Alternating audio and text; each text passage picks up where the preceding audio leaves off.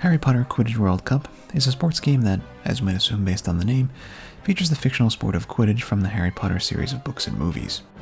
The game was developed jointly by EA UK and Magic Pockets, a French studio known mostly for their licensed titles. It was published by... Sorry, wrong company. EA Games. Challenge everything. That's the one. Yeah, the game was published by EA, but this was, back when they could actually release games and not $70 casino simulators, but I digress. Harry Potter Quidditch World Cup released on a number of different platforms, including Windows, PlayStation 2, the original Xbox, GameCube, and Game Boy Advance. Game Boy Advance. Game Boy Advance. The version of the game I chose to play on was of course the GameCube version, but most if not all of what I talk about here should be applicable to the other console versions of the game as well. One thing that I found a bit odd while doing research for this video was that pretty much everywhere I looked, Harry Potter Quidditch World Cup was listed as only having come out in North America and Europe. The release dates listed are October 28, 2003 over here in the good old N of A, and November 7, 2003 across the pond in Europe. However, I got a bit curious, so I did some digging around on the Japanese web, and to my surprise there was actually a Japanese version of the game that released on November 13, 2003, according to the PlayStation official website. So somebody's got to update that Wikipedia article. I'm actually really interested in how the game works in Japan in terms of dialogue. Did they record new voice lines or just put up subtitles on the bottom of the screen? Maybe one day I'll pick it up and find out, but until then we'll be working with the North American version of the game. I should mention that this is another game that I played a ton of as a kid and enjoyed very much. I even still remember a lot of the names of the players and their special moves all these years later. However, despite all the precious memories of this game I've had since childhood, I will be looking at it through a more critical eye this time around. So I guess without further ado, let's get right into the review of Harry Potter Quidditch World Cup for the Nintendo GameCube. As usual, I like to start by talking about the story or plot of the game, but as you might have guessed based on the fact that Harry Potter Quidditch World Cup is a rather old sports game, there really isn't much in the way of a story here. Essentially what it boils down to is that you're a member of one of the Hogwarts Quidditch teams and... Wait, are you a member? The players talk to you like you're a new recruit to the team during training, but you're never actually seen in action, you just control the other team members. But I guess that's not really that important. The main idea here is that you pick a house and try to win the Hogwarts Quidditch Cup. After you manage to win that, you're given tickets to the Quidditch World Cup, where you pick one out of the 9 national teams to root for. You then take control of that team and try to win the Quidditch World Cup. Like I said, it's a very basic story, if you can even call it that, but it does get the job done in terms of framing what's happening in the game. Personally, I think this game was a prime candidate for a really story-driven experience based on the fact that it literally comes from a series of books. How cool would it have been to make your own character, choose a house to join, or better yet get sorted by the sorting hat based on some kind of criteria, and raise your character through various story encounters to the point of joining a national Quidditch team and winning the cup. But I guess the developers thought that would be too hard, or they just didn't come up with it. At the very least, I think we should have seen a more fleshed out version of the rather basic story we see in the actual game. But enough about what the game doesn't have. Let's talk about what's actually here. And the bulk of the experience in Harry Potter Quidditch World Cup is most definitely the gameplay. In case there's anyone out there who's unfamiliar with how Quidditch works as a game, I'll explain the basic rules. Each team has 3 chasers, whose job it is to get possession of an oddly shaped ball called the quaffle, and throw it through one of the 3 hoops on the opponent's side of the field. Doing this will earn your team 10 points. The goalie of sorts, who tries to prevent the chasers from scoring, is known as the keeper, and he stays mostly by the hoops during gameplay. There are also 2 team members known as beaters who protect their team from a very violent and unpredictable ball called the bludger, and can also attempt to hit said bludger into the enemy team. The last member of the team is known as the Seeker, and it's his job to find and catch the extremely fast, almost hummingbird-like ball known as the Golden Snitch. When the snitch is caught, the game ends, and the team that caught it is awarded 150 points. The only way to end a game is by catching the snitch, and once that happens, the team with the most points is the victor. Hopefully I got all that right. Now as for the game, it functions in almost exactly the same way as an actual Quidditch match, with just a few key differences. One is that the bludger only plays a part in the game when one team hits one into play after meeting a certain condition. Another is that the snitch can only be caught after the 2 halves at the top of the screen meet. After this happens, the game transitions into a race to catch the snitch. As you probably noticed, the bars coming out of either team's score don't grow at the same rate, or even a steady one. In fact, they increase in size when one team completes a combo that leads into a goal. This bar is how much boost you have in the snitch race, so it's actually really important. The bar does refill over time, but the more you have, the bigger advantage you have over the opponent. Combos are done by holding down the R or L button while performing a pass or shot. The number of consecutive passes leading up to a goal determines how much the bar moves. The largest combo I ever managed to get was 7, which I only was able to accomplish once. If I recall correctly, the bar grew by about a fourth of the total distance that time, so that should give you a good idea of how long a game will last on average. I probably should have mentioned this earlier, but as you play the main part of the game, you only control the 3 chasers. Well, I guess it's one at a time, but you know what I mean. When you pass the ball, you switch to the person you pass to, like in most sports games. The same can be said for when the enemy passes, but there are times where they'll pass and you'll stay the same chaser. I believe it's based on distance to the person who controls the quaffle, but I'm not 100% sure on that. Like I said earlier with the bludgers, there are certain moves or actions that require you to meet a certain criteria before you're able to use them. They are a dodge mapped to X, a bludger hit with Y, a special move that involves the B button as well as the shoulder buttons depending on which special move you use, and a team special move that you can use with the Z button. Unlike the normal special moves, which will change based on where you are on the field and what button combination you used, the team special move is always the same and can be used from anywhere. One thing that's weird about team special moves is that depending on what team you're using, they will earn you a differing amount of points. Some will get you 10, some 20, and some 30. As far as I'm aware, and please correct me if I'm wrong, but the team you choose in Harry Potter Quidditch World Cup is a purely cosmetic choice. They don't have stats or anything, so picking a team that scores you the most points with their team's special is probably the way to go. Another feature of the team special is that it will move your opponent's snitch bar down by a slight degree. This can be very helpful or very annoying depending on which side you're on, but overall I'd say it's not the biggest deal seeing as both sides have the ability to do it. So to sum everything up, during the main phase of the game, pass the ball to build up combos, score as many points as possible while of course preventing the other team from scoring, and catch the snitch once the halves meet at a point, hopefully where you have a bigger bar. Once the snitch is caught, the game ends, and the team with more points, of course, wins. I honestly believe that this sort of core to the gameplay is actually very interesting, fun, and faithful to the source material. However, that core is really all the game has going for it in terms of gameplay. There's nothing that builds upon the great base the developers laid out to make the game more varied and worth replaying. When it comes right down to it, pretty much every game of Quidditch you play is the exact same and follows the sequence I laid out a minute ago. And that's a really bad thing for a game that is made up of 99% Quidditch games. There's just nothing else here. Now you might say, but Ak, most sports games are the same, aren't they? And to that I say, yes they are, but the truly good ones not only have a fun core gameplay loop, but also have other modes and fun things to do or unlock that keep us interested for more than 5 minutes. Harry Potter Quidditch World Cup really doesn't have any of those things. There are a number of different modes, but they all boil down to just playing the same Quidditch game you've been playing since the beginning. Hogwarts has a few less than interesting tutorials/challenges, as well as the Hogwarts Cup. World Cup is literally just the World Cup. Exhibition is exactly what you'd expect it to be based on the name.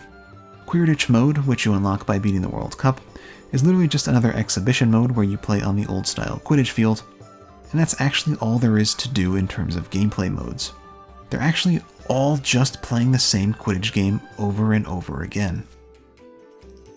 The worst offender of this has to be the World Cup mode. There's 9 total teams competing in a round-robin style tournament where you have to play against every team on their field and yours with 2 rounds of no play. That's a total of 18 rounds. Each game can take anywhere from 5 to 10 minutes, so worst case scenario, you're in there for almost 3 hours doing the same thing over and over again. You can save and quit anytime you want, but that doesn't change the fact that you have to play 16 games if you want to finish the tournament. The first time I played through this mode, I kept thinking, surely this next game is the last one, right? And every time I was wrong, so I actually had to look up how many games there were, so I could at least be assured it wasn't infinite. It just takes way too long. 1 game against each team would have been more than enough. I personally would have gone for a bracket style like Mario Tennis, but almost anything would have been better than what we got. But okay, let's take a quick break and talk about something cool about this game. And in my opinion, the coolest thing about Harry Potter Quidditch World Cup are the collectible cards you earn by completing various tasks. These tasks can be as simple as score a goal, and as hard as win the World Cup with a specific team. There are a total of 104 cards that all have their own unique design, and they work in a way that is similar to the chocolate frog cards from the books. You can view them from the inventory menu, and when you look at one specifically, there will be a unique 3D model inside a card that you can rotate and move around. The models stay in one place no matter where you move the card, and this gives it that chocolate frog card effect that I think is really cool. There's even some cards that have moving characters in them that do stuff like team special moves for an added level of coolness. Now, the cards in and of themselves are cool, but what they're used for, well, not so much. The number of cards you have is used as a way to unlock certain things in the game, similar to how collectibles would work in a platformer. But this is a sports game that barely has any unique content, so what could they possibly lock behind collectibles? Well, oddly enough, they locked things like special moves, the Bulgarian national team, and even the game's difficulty modes behind card totals. This was once again a very poor decision in my opinion. Teams and other cosmetics are one thing, but locking the difficulty modes behind card totals is just annoying for someone who doesn't find the lower difficulties fun. In fact, in my experience, as an adult playing this game, every difficulty but the hardest one was a complete waste of time. The enemies make no effort to stop you, and they just stand there and let you take the ball back every time. It makes an already extremely repetitive game almost torturous to get through. And since the highest difficulty is locked behind having 50 cards, you're going to have to play on the lower difficulties at least once in World Cup mode if you want to unlock it. It's just not a good system. If they really wanted to have some unlockables, which they didn't even need to, but if they really wanted them, they could have just made them cosmetics. Locking the only difficulty that's actually challenging behind having half the cards in the game was not the way to go. But what if you wanted to collect all the cards? What would you have to do that? Well, if you're someone considering attempting this, my best advice to you is don't. One of the conditions to unlock all the cards is winning the World Cup with each team, and that is not something I'd wish on even my worst enemy. Take the 160 minutes we got earlier from how long a longer World Cup could take, and multiply that by 9. That's 1,440 minutes, or 24 hours. Now you might say that's not really all that long for 100%ing a game, but think about what you'd actually be doing for those 24 hours. It would literally just be playing the same game of Quidditch over and over and over again. I'd probably go crazy, but if you really want to try it, I'm not stopping you. Also, that's obviously not the only thing you'll need to do. There are other gameplay challenges like win without catching the snitch, as well as Hogwarts Cup challenges. All things said and done, you're probably looking at a good 40 to 50 hours to collect every card. 99% of that being just playing Quidditch. One thing that I will say is that a hardcore Harry Potter fan will most likely find a lot of enjoyment in the little references seen throughout the game, like the names of all the players as well as the faithful way the game of Quidditch has been recreated. I personally don't consider myself to be a hardcore fan. I've seen all the movies, listened to a number of the books, and been to the theme park, but I'd honestly say that's on the lighter side of Harry Potter fandom. I don't really dive deep into the lore or reread the books over and over. But if you are one of those people, I would say there is a good deal here that you might find enjoyable. But let's change gears now and take a look at the artistic side of Harry Potter Quidditch World Cup. First up on the docket is of course the visuals, and in my opinion when it comes to looks, Quidditch World Cup is a rather mixed bag. Let's start with the good. The backgrounds and various fields you play on throughout the game are all very nice. I honestly can't pick out a single court that didn't make me think, ooh, that's another really cool one the first time I played there. There's a lot of them too. Each team has their own national court. Hogwarts has a couple based on the seasons. There's the Quidditch field, and a few other special ones thrown in as well. Each one has its own special design that differs greatly to the other fields, which I love to see. The level of variation here is probably the best part in my opinion, as well as the level with which each court fits its theme. My personal favorite fields are probably the Nordic team field and the Japan team field. Big surprise there, I know. I mean, say what you will about the other areas of the game, but even I have to admit that these fields all look absolutely breathtaking. However, the same definitely cannot be said for the character models. A lot of them are just plain scary. Not something you want to be said about your characters, for sure. I know the game did come out on the GameCube, but there are a ton of other GameCube games whose characters look 1,000 times better than these, at least in my opinion. Now I know that some of you out there are probably thinking the other versions of the game look better, but from what I can tell they are all pretty comparable in terms of graphics. The best of the bunch seems to be the Xbox, oddly enough, but the visuals are still rather close to the others. It's a shame because if the characters looked as good as the backgrounds do, this could have been one of the better looking games on the GameCube, but sadly that was not to be. And the last big thing we have to talk about here is, of course, the music.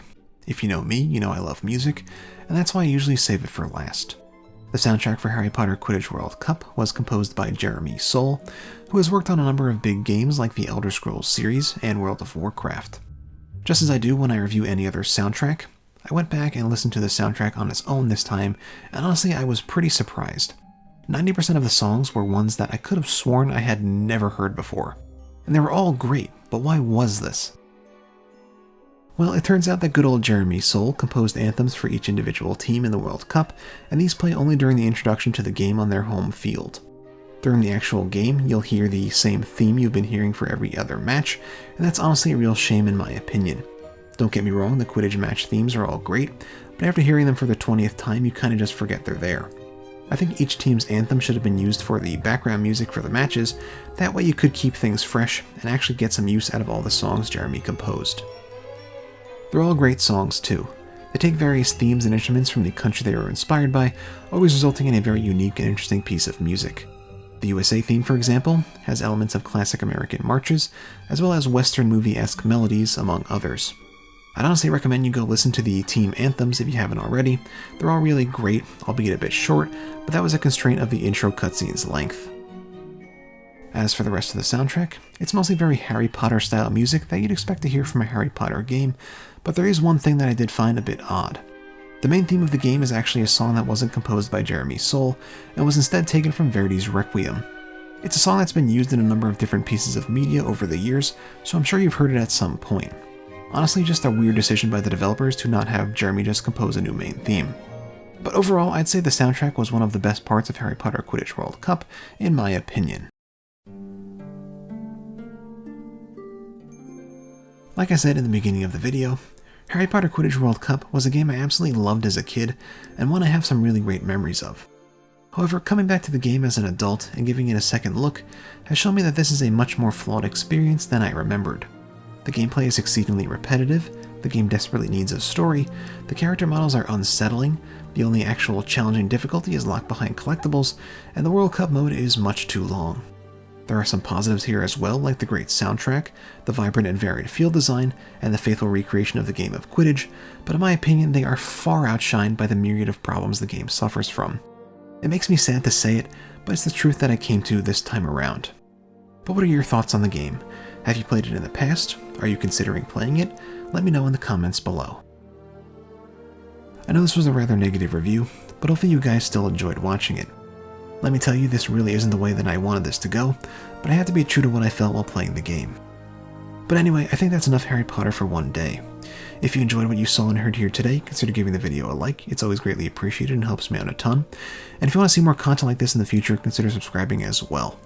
Thanks so much for watching, everybody, and I'll see you in the next one. Ack out. You're a wizard, Aki. I'm a what? A wizard. And a thumping good, I'd wager, once you train up a little. No, I think I'll just make YouTube videos.